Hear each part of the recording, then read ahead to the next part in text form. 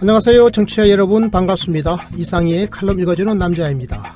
저는 복지국가 소사이어티 공동대표 제주대 의대 이상희 교수입니다.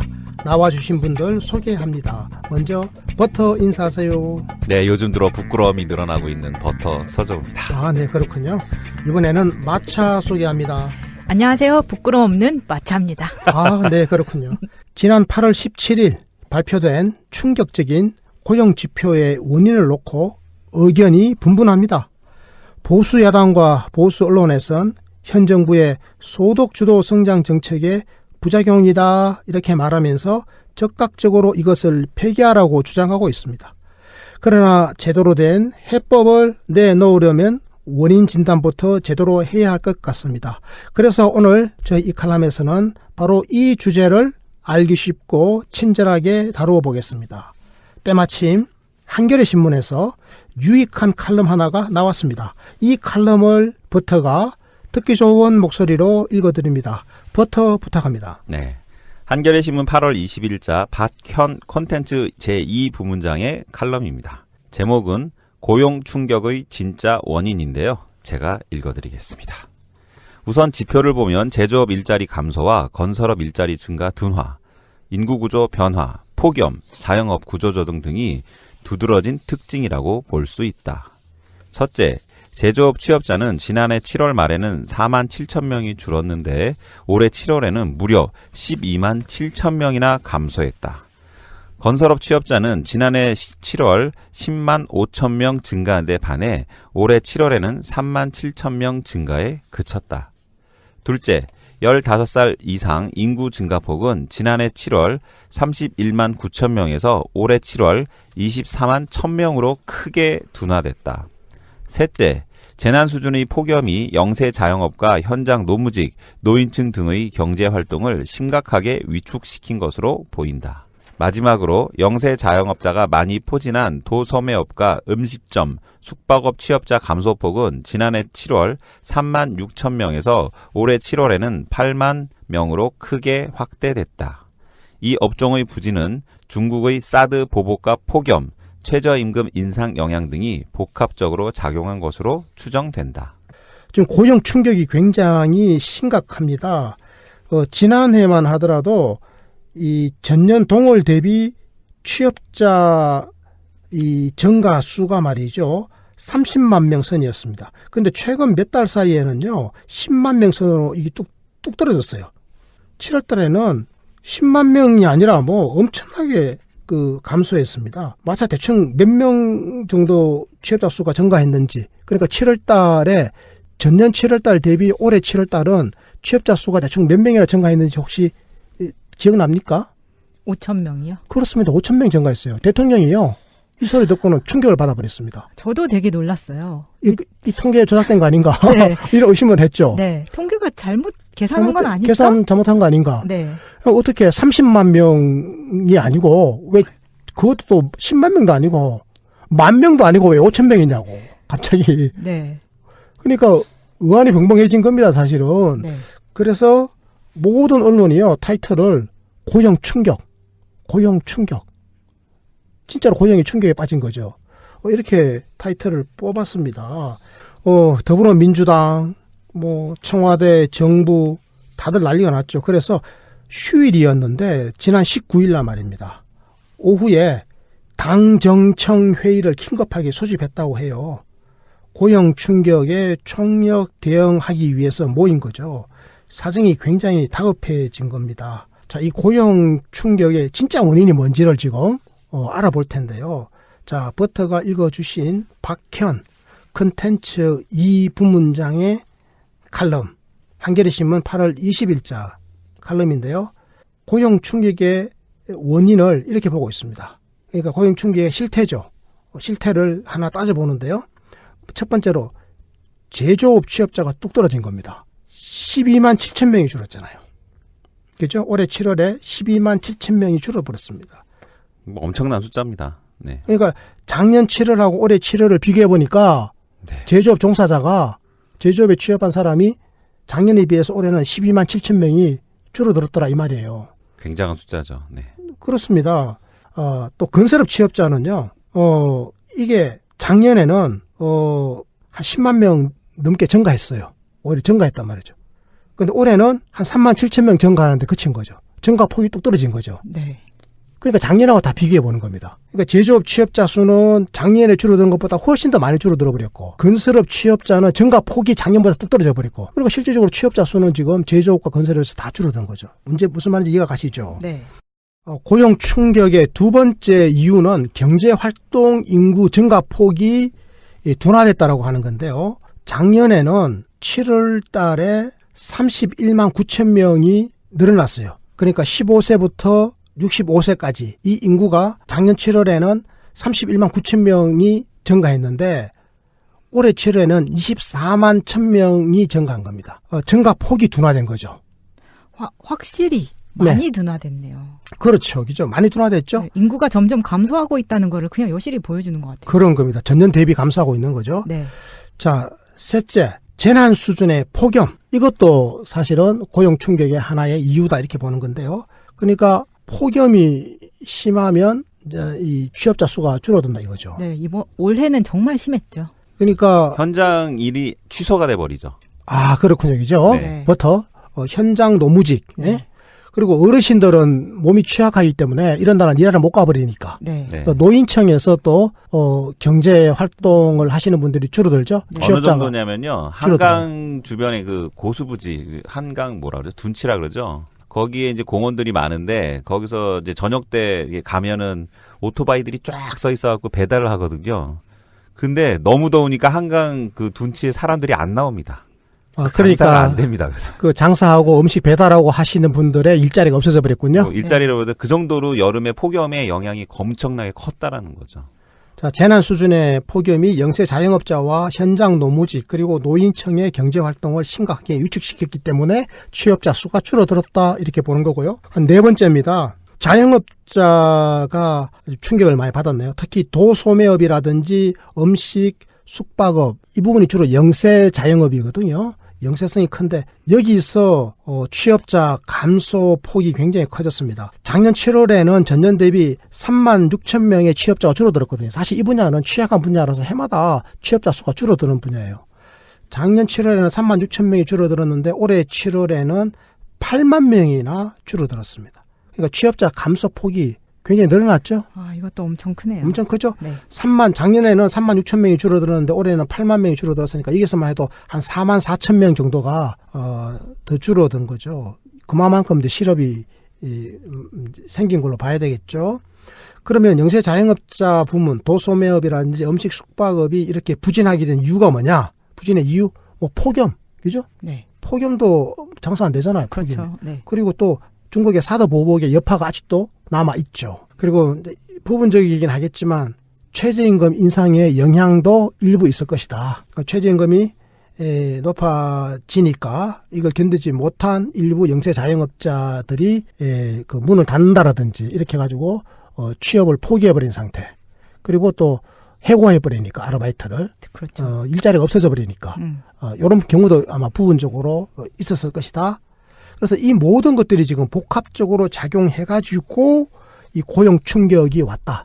그러니까 5천 명만, 30만 명이 아니라 작년 동월 대비 30만 명이 아니라 작년 동월 대비 5천 명만 취업자 수가 늘어난 이 거대한 고용 충격을 이렇게 네 가지 요인으로 지금 설명을 했습니다.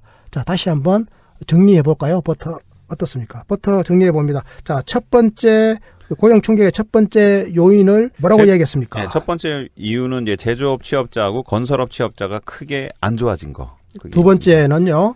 15살 인구 증가폭이 엄청나게 줄어들었다는 거. 15살 인구가 아니고 15살 인구 증가폭. 이상 경제활동 인구입니다. 네. 15세에서 65세 사이에 경제활동 인구의 증가폭이 작년에 비해서 둔화됐기 때문에 그렇습니다. 작년에 비해서 상대적으로 노동시장에서 일을 찾는 사람이 적어지니까 그 숫자가 적은 만큼 취업자 숫자도 적어졌다. 이게 두 번째 요인이고요. 세 번째 요인은 뭐라고요? 재난 수준의 폭염. 재난 수준의 폭염 때문에 실질적으로 취업자 수가 줄어들었다. 그다음에 마지막으로 네 번째 뭐죠? 영세 자영업자가 많이 분포되어 있는 어려워졌다. 도소매업과 그렇죠. 음식업, 숙박업 취업자 감소. 그렇죠. 네. 영세한 자영업 업종, 도소매업과 음식 숙박업 쪽에서 취업자 수가 크게 줄어들었다. 요 네 가지로 이유를 살펴봤습니다. 네. 복합적으로 이런 원인들이 있는데 이 원인들을 다 그냥 퉁쳐가지고 소득 주도 성장 때문에 망했다. 이렇게 이야기하는 것은 정치 공세에 불과한 거다. 저는 이런 생각이 그렇습니다. 듭니다. 안녕하세요. 별PD입니다. 여러분, 하트 잊지 않으셨죠? 네. 지금 바로 꾹 눌러주세요. 감사합니다. 제가 칼럼을 계속 읽어보겠습니다. 자영업 구조조정 가속화에서 보듯이 최저임금 인상의 영향이 없는 것은 아니다. 그러나 최저임금 인상이 마치 만병의 근원인 것처럼 주장하는 것은 아전인수식 해석이다. 경제학계에서도 최저임금 인상의 고용시장 영향은 찬반이 엇갈리는 오래된 논란거리다. 대체로 동의하는 견해는 최저임금 인상이 고용시장에 부정적 영향을 준다는 증거는 없다는 것이다. 물론 두 해 연속 두 자릿수 인상이 고용시장에 부정적 영향을 줬을 개연성이 있다.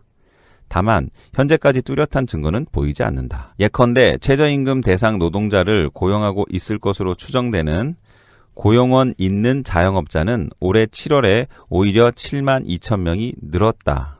주목할 부분은 더 영세할 것으로 보이는 고용원 없는 자영업자는 10만 2천 명이나 줄었다는 점이다.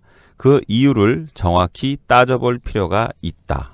자, 자영업 구조조정이 지금 가속화되고 있는 건 사실이지 않습니까? 그렇습니다. 특히 영세 자영업, 아까 제가 어떤 업종이라고 그랬습니까? 도소매업하고 또 음식점, 숙박업. 그렇습니다. 이쪽은 계속 지금 취업자 수가 줄어들잖아요. 네. 이 말은 문을 닫고 있는 자영업자가 늘거나 그리고 여기에서 고용인을 줄이고 있다. 즉 고용인이죠. 직원이죠. 쉽게 직원. 얘기하면. 네. 직원을 줄이고 있는 겁니다. 그래서 최저임금 인상의 영향이 없는 것은 아니다라고 지금 이 칼럼에서도 인정을 하고 있는 거예요.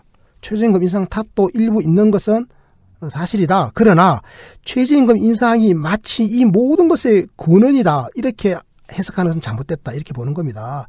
그러니까 최저임금 인상이 고용시장에 영향을 준다라고 하는 데서는 찬반이 엇갈리고 있는데 그렇다라고 해서 최저임금 인상이 고용시장에 부정적 영향을 준다는 뚜렷한 증거도 없다.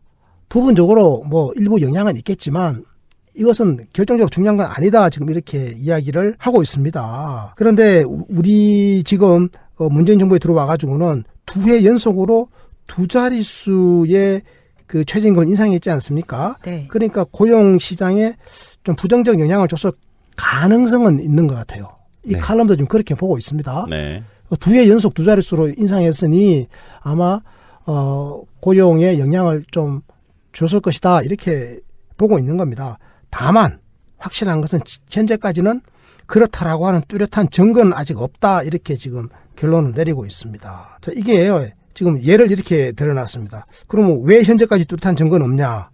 예를 들어서 그러면 최저임금이 인상돼가지고 그것 때문에 자영업에서 만약에 고용이 줄었다, 자영업이 문을 닫았다, 해고를 했다 이렇게 본다면 주로 누가 그 어려워져야 되는 건가 하면 직원을 두고서 일하는 자영업자죠. 그렇죠. 고용원이 있는 그죠?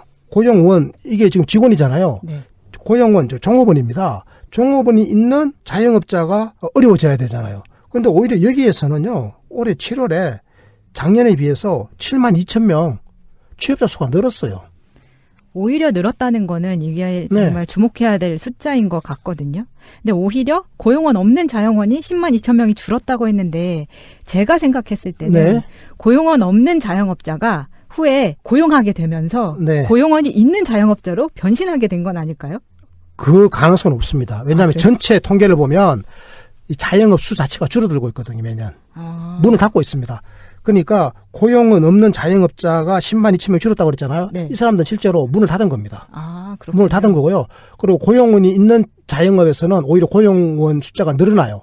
이 말이 무슨 말인가 하면 이 자영업에서도 이제 이게 격차가 벌어지는 겁니다. 자영업에서도 좀 장사가 잘 되는 자영업과 아예 이제 망해버리는 자영업으로 비슷하게 장사가 다 안 되는 거라든지 비슷하게 고만고만하게 먹고 살만 하다든지 그런 게 아니라 네. 이제 좀 장사가 되고 하는 곳은 규모를 키우고 그래서 고용을 많이 뽑고 더 뽑는 거죠. 그리고 장사가 안 될 만한 곳에서는 아예 이제 문을 닫아버리게 되는 이런 영세 자영업의 이런 구조조정이 일어나고 있다. 이게 문재인 대통령이 그 취임 후에 만든 일자리위원회에서 그 목표라는 게 일종의 일자리의 양도 늘리지만 사실 질 좋은 일자리를 만들어야 된다라는 게 목표가 있었거든요. 맞아요. 그런 면에서 봤을 때 말씀하신 것처럼 정말 영세하고 혹은 준비가 되지 않아서 폐업을 할 수밖에 없었던 그런 질 낮은 일자리보다 질 좋은 일자리가 많아졌다는 걸로 볼 수도 있지 않을까요? 그렇게 해석할 수 있죠. 근데 안타까운 것은 어쨌건 종업원이 없는 영세 자영업 이분들은 형편이 어렵고 또 저소득층 혹은 서민일 가능성이 높은데 이분들이 지금 나락으로 떨어진 거기 때문에 더 힘들어요. 저소득층의 전반적인 소득이 줄어들었다. 그래서 하위 20% 저소득 가구의 소득이 어느 때보다도 줄어들었다라고 하는 게 대통령의 마음을 가슴을 아프게 했던 바로 그 스토리거든요. 네. 지금 그 현실을 그대로 보여주고 있는 겁니다. 이 통계가 말이죠. 그러네요. 이게 사실은 우리가 지금 굉장히 좀 곤혹스러운 부분입니다. 눈여겨봐야 할 지점이 이런 건데요. 사실은 취약 계층 쪽이 충격을 훨씬 더 많이 받고 있어요. 보시면요, 이래요. 그러니까 대졸 이상 취업자가 취약합니까? 고졸 취업자가 취약합니까? 상대적으로. 상대적으로 고졸이 훨씬 더 취약하겠죠. 취약하겠죠. 네. 자, 보십시오. 올해 7월 달에요. 7월 달에 보면 대졸 이상 취업자는요, 작년 7월 달보다 39만 명이 늘어났어요. 엄청 늘었네요. 엄청 늘었죠? 네. 그러니까 대졸자들에게는 이 정부에 들어와가지고 취업 기회가 확 넓어진 겁니다. 그렇죠? 네. 작년 7월에 비해서 올해 7월은 심지어 39만 명이나 늘어났어요. 그런데요, 고졸 취업자 한번 볼까요?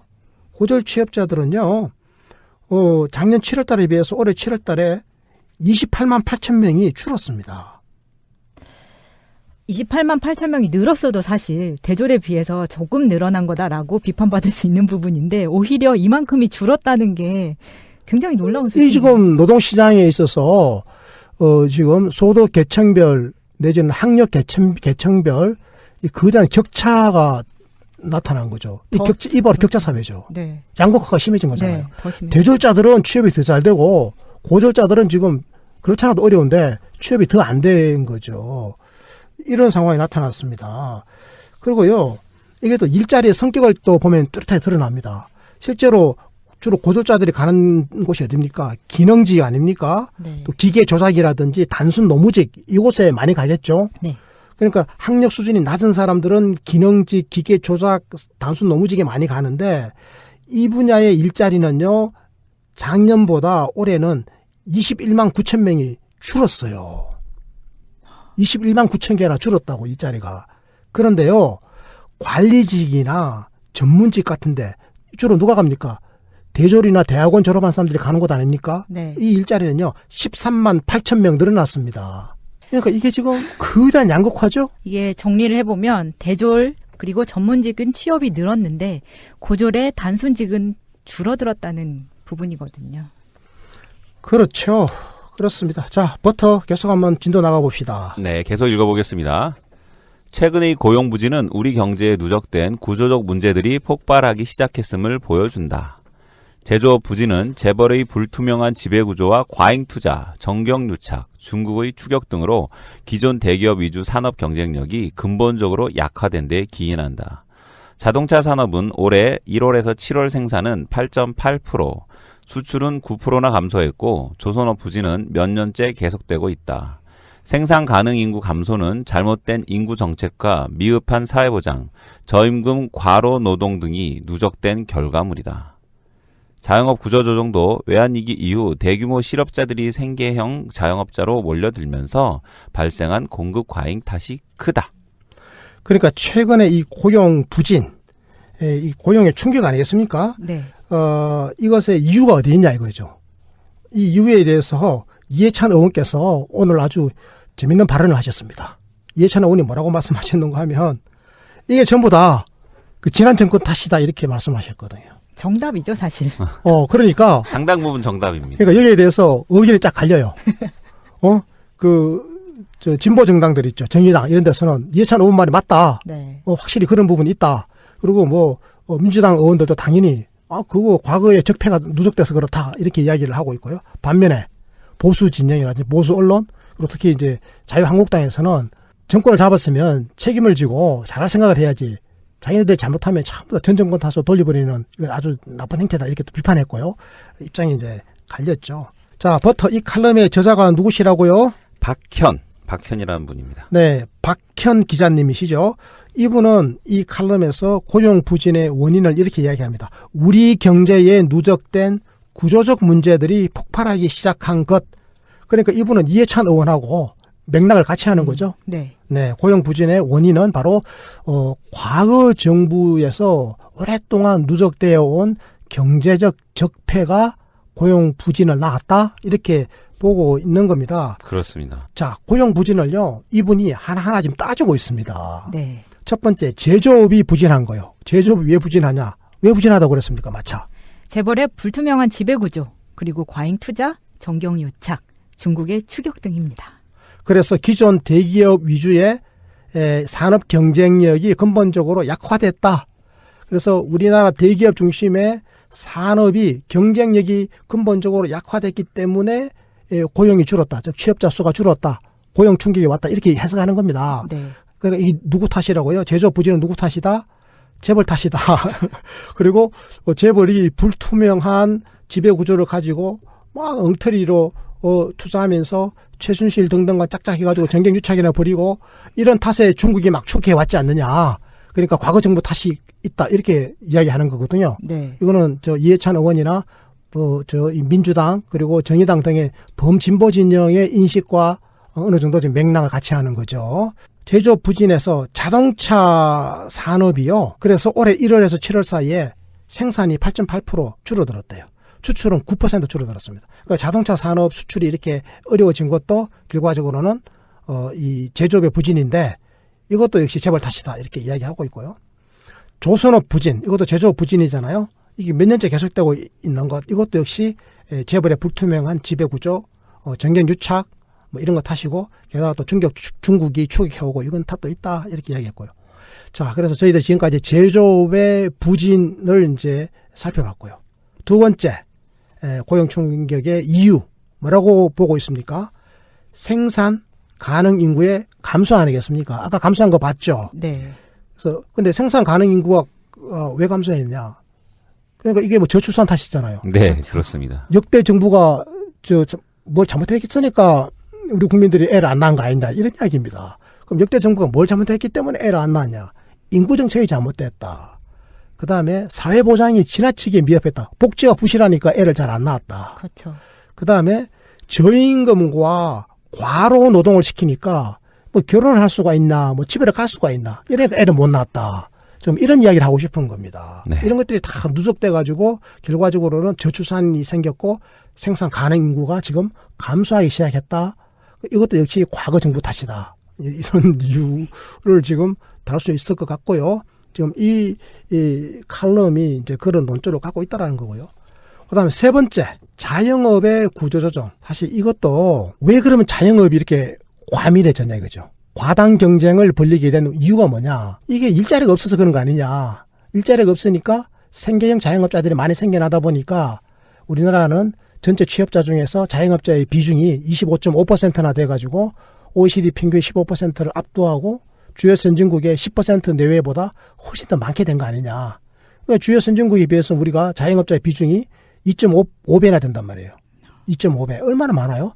이 과당 경쟁을 벌이고 있으니 자영업자들이 지금 제대로 먹고 살 수가 있냐. 이런 이야기입니다. 그러니까 자영업이 이렇게 지금 과잉 공급되어져 있고 지금 구조조정을 벌이고 있는 탓에 취업자 숫자가 줄어들고 있고 실업자가 늘고 있다. 이런 이야기를 지금 하고 있는 겁니다. 이것도 결과적으로는 이제 과거 정부에서 정책을 잘못해서 그렇다. 또 이런 이야기를 하고 있는 겁니다. 어떻습니까? 마차 한번 정리해 볼까요? 이런 제조업 부진 같은 경우에는 지금 말씀하신 것 중에 제조업이 자동차 혹은 조선업 이렇게 사실 이 사업의 규모가 굉장히 큰 거거든요. 근데 이런 부분에서 이렇게 제대로 발전하지 못하면은 사실 제조업에서 파견 업체에도 영향을 가게 되는데 예를 들면 사업시설 관리라던가 임대 서비스 그리고 이 사업체들 근처에 있는 음식점, 숙박업 이런 데까지 다 영향을 미치게 되는 거기 때문에 이게 또 생산 가능 인구 감소나 자영업 구조 조정 이런 데까지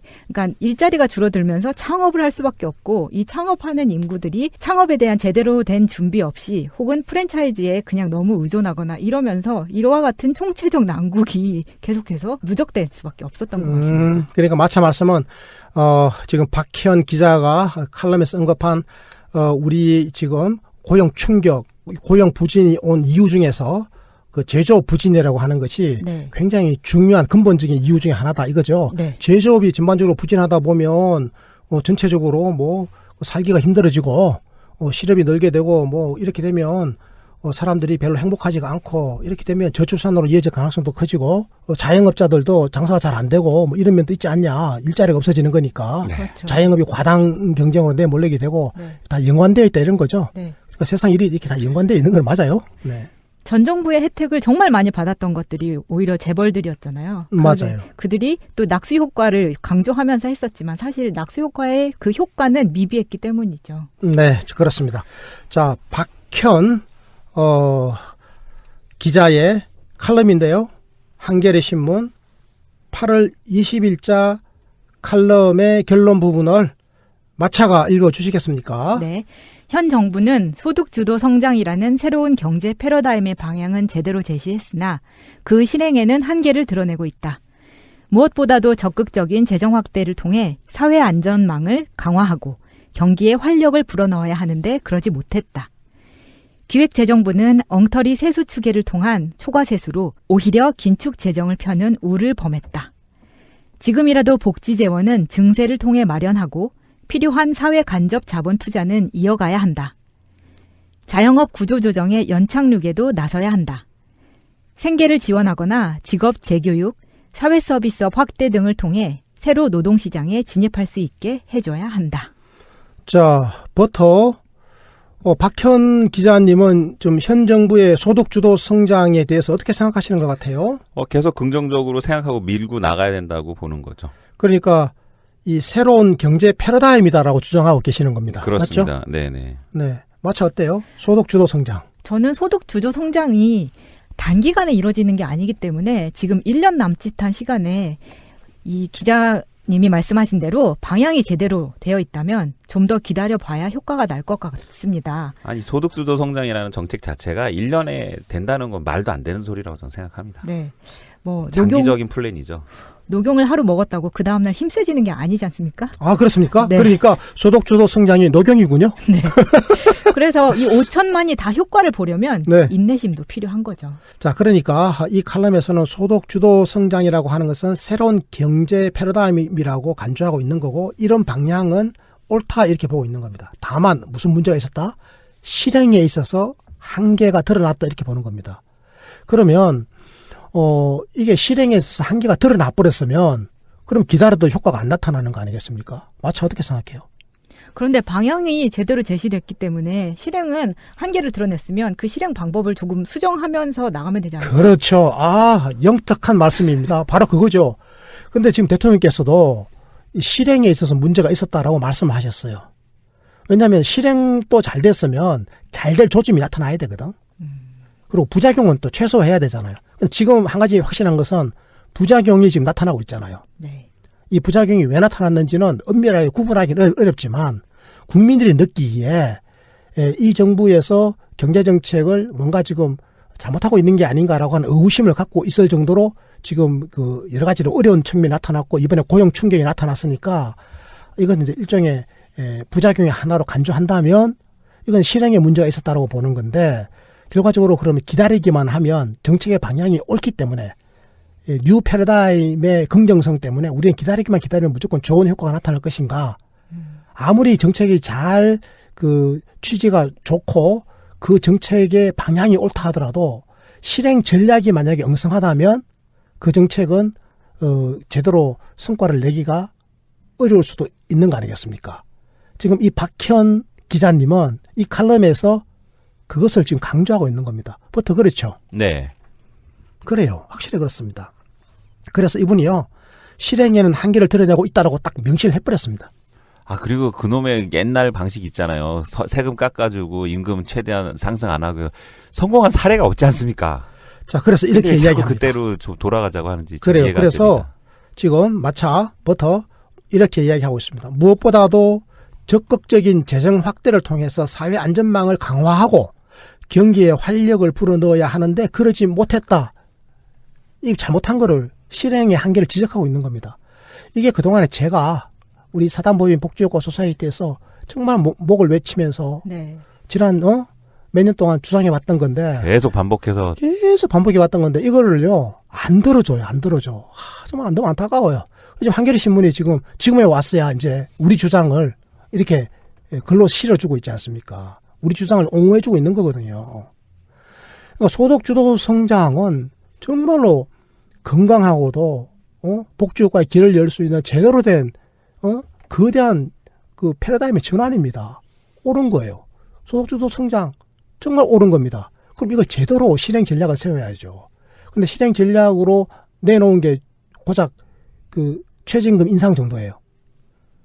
거기다가 너무 많은 과중한 부하가 걸리다 보니까 문제가 생긴 거죠. 그래서 소득주도 성장에서 최저임금 인상해버리면 그러면 영세한 일부 업종에서는 고용에 문제가 생길 거 아니겠어요? 하위 소득계층에서 아까 봤잖아요. 고졸자들이라든지 네. 저 단순 노무직 같은 데서 일자리가 고용 취업자 수 확 줄어들어버렸잖아요. 그럼 이런 문제가 나타났다고 칩시다. 그럼 이런 것까지 다 미리 예상을 하고 이분들의 퇴로, 이분들이 갈 수 있는 일자리 같은 것도 만들고 또 이분들이 어렵지 않도록 복지에 대한 충분한 사회 안전망을 만들고 하는 것을 미리 다 동시에 설계를 했었어야 된다 이 말이에요. 지금 박현 기자가 그 말씀을 하고 계신 겁니다. 그래서 무엇보다도 적극적인 재정 확대를 통해서 사회 안전망을 강화하고 경기에 활력을 불어넣었어야 했는데 그러지 못했다. 그러니까 제도적 복지 확충이 부족했고 또 심지어는 경제민주화 조치도 좀 부실했습니다. 경제민주화가 따라줬어야 했는데 편의점 보고 그 아르바이트들에게 임금은 더 주라고 그러면서 편의점의 그 갑질이라든지 편의점의 그 높은 카드 수수료라든지 편의점의 임대료 문제에 대해서는 이게 해결을 거의 못 해줬거든요. 네. 그러니까 지금 이게 시간차가 나타나는 겁니다. 동시에 들어가야 되는데 그런 것들이. 뭐 소득주도 성장이 비판을 받는다고 해서 이 정부의 경제 패러다임의 방향을 또 바꾼다는 것도 그건 정말 되면 안 된다고 생각을 하거든요. 바꾸면 끝장이죠 이제는. 네, 그래서 이 정책을 그럼요. 이대로 밀고 나갈 거면 그렇죠. 사실은 지난 이명박근혜 10년을 말아먹은 게 있기 때문에 1년 안에 이걸 싹 다 고치는 거는 굉장히 힘들다고 생각이 들어요. 맞아요. 그런데 우리가 왜 이 정부를 들어설 수밖에 없게 했느냐라는 이유는 상황이 최악으로 치닫았기 때문이거든요. 그건 모두 다 인정을 하는 거잖아요. 그렇습니다. 그렇기 때문에 최악에서 끌어올리려면 네. 그래도 시간이 걸린다는 거죠. 시간이 걸리죠. 그러니까 실패를 하면 돼요 안 돼요? 실패를 하면. 실수하면 돼요 안 돼요? 안 됩니다. 실수하면 시간이 더 늘어진다니까. 실행 전략에서 삐끄덕삐끄덕하면 2년 만에 효과가 어느 정도 조금씩 나타날 걸 부작용만 나타나다가 효과가 나중에 교정하고 난 다음에 나타나려면 3년 4년 걸린다니까요. 그럼 국민들은 기다려줍니까? 무한정? 정치적으로 기다려줍니까? 기다려주지 않아요. 그게 문제인 거죠. 이제 자영업 아니, 비서관도 지난달에서야 이제 막 하고. 그러니까요.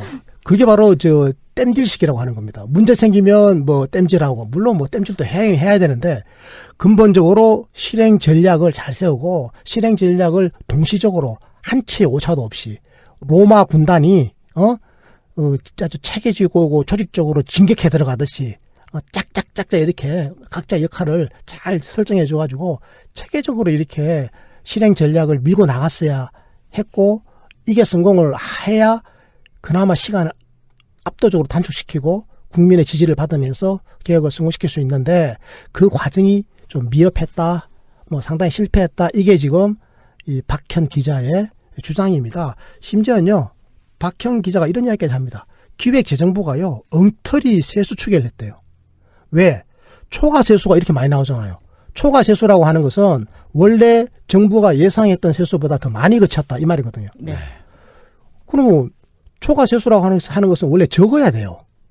그래야 세수 추계를 잘한 거죠. 네. 그리고 엉터리 세수 추계를 했으니까 초과 세수가 많아졌고 이 초과 세수 때문에 오히려 긴축 재정을 펴는 우려범했단 말이죠.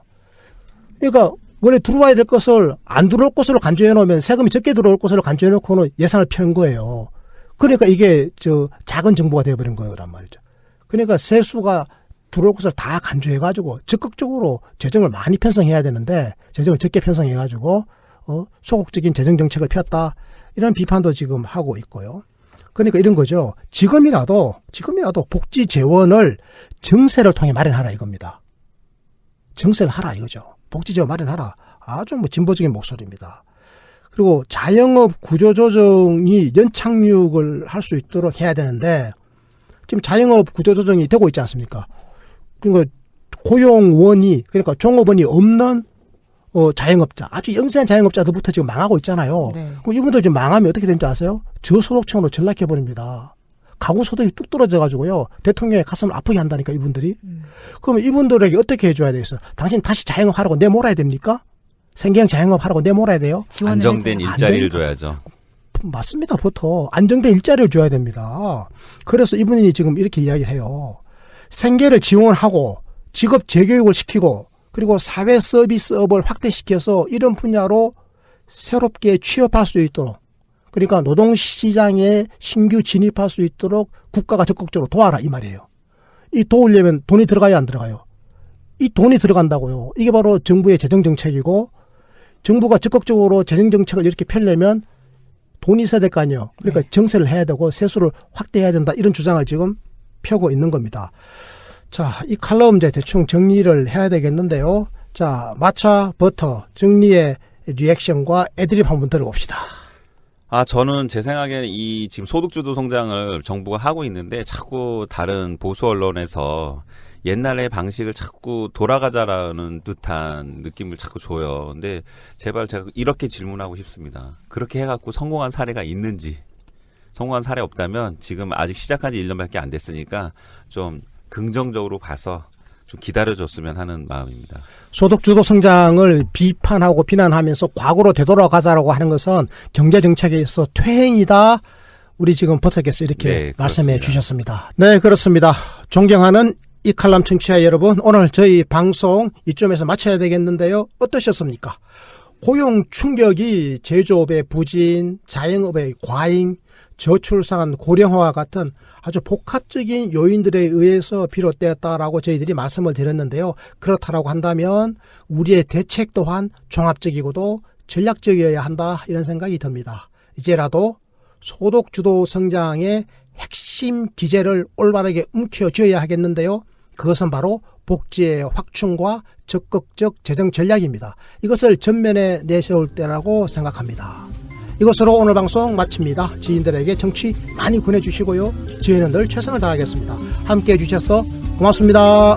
감사합니다. 국민이 행복한 나라, 역동적 복지국가의 시각으로 세상을 바라보는 이상여의 칼럼 읽어주는 남자. 복지국가 실현의 그날까지 늘 최선을 다하겠습니다. 구독하기, 좋아요, 다운로드 부탁드립니다. 고맙습니다. 고맙습니다.